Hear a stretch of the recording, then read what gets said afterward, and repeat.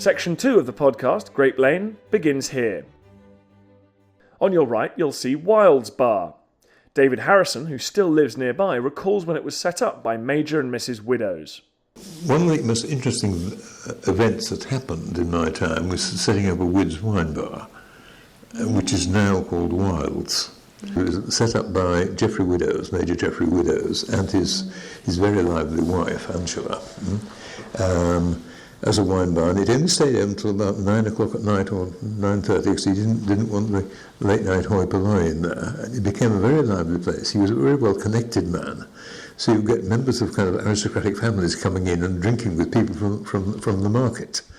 Noel Beach was a picture framer at number 11 Grape Lane. I was in St Mary's. We had a flat there, and I had a workroom. But eventually that got too small, and opportunity came in Grape Lane, and I took on number 11. Prior to that, there was a guy called Bulmer, and he used to strip pine furniture in the place. It was a mess when I went in, and I started there. And of course, the guy I worked for was in the building opposite, so it was easy to transport work backwards and forwards. At the front where Kites was, there was another picture framer. There's quite a few down there. Martin Makin, and he used to struggle to get work out. He couldn't do certain jobs. And when he found out I did mounting, he got me to do all this work, and he got on top of it. But eventually retired, and he gave me his contacts. And the biggest contact was Rowntree's. And I've done thousands and thousands of pounds worth of work for Rowntree's. When Nestle came, it just went. But prior to that, Rowntree's were going to do a chocolate museum at Rowntree Wharf. But it fell through because Cadbury's had already done one. So I'd done a lot of prep work for that. And it's now in their cellars, I would think. Other craftsmen also lived and worked in this area. Dick Reed, a woodcarver based at 3 and 5 Grape Lane, was one of them. There was a demand for antique restoration. People were selling it, they were exporting it. Many antiques had carved ornaments which needed repair, so suddenly restoration of antiques was a large part of the wood carving activity, but it needed to be in conjunction with a cabinet maker, because antique restoration needed cabinet makers. And I remember at that time the only antique restorer, one of the few in York, was Freddie Freeborn in the Shambles, and Freddie had a good apprentice called Rod Dunning. And I'll never forget, to give you some idea, that Rod had just got married. He was buying a house, running a sports car on £5 a week, and I offered him £5.50 a week to come and work for me, and he jumped at it. But he wouldn't be employed by me, he wanted to stay self-employed. So when I moved into Grape Lane, Rod moved upstairs with a little cabinet making shop. I had my wood carving shop on the first floor, and I had the machinery on the ground floor. And Greenwood, of course, the antique dealer, was our principal customer.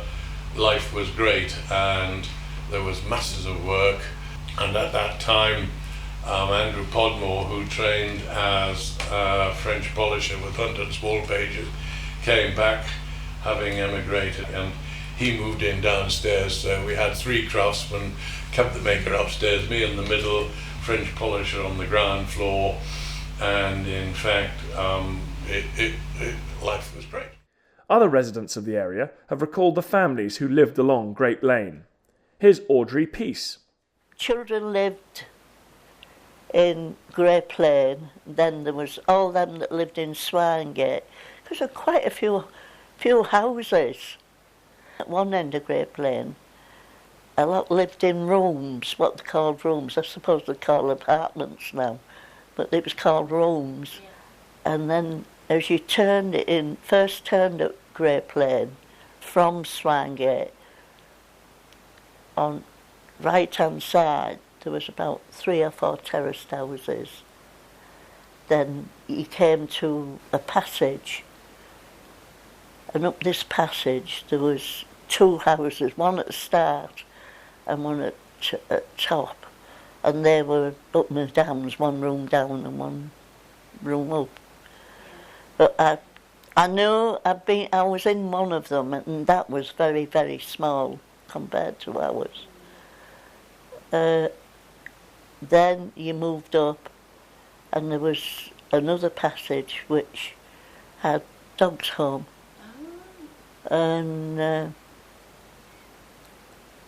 beauty of the dogs home, Boxing Day was gift day, and you took your dog, and the dog got a gift, and you got a gift, so there was a queue of mile long. Now double back down Grape Lane towards Swinegate straight ahead. In medieval times, a pig market was held in Swinegate, as its name suggests, though the name may have derived from that of Svein Forkbeard, the king of Denmark and Norway who captured York, and may have had a residence in Swinegate. It was a poor area with houses, small shops and warehouses. The next part of the podcast begins here.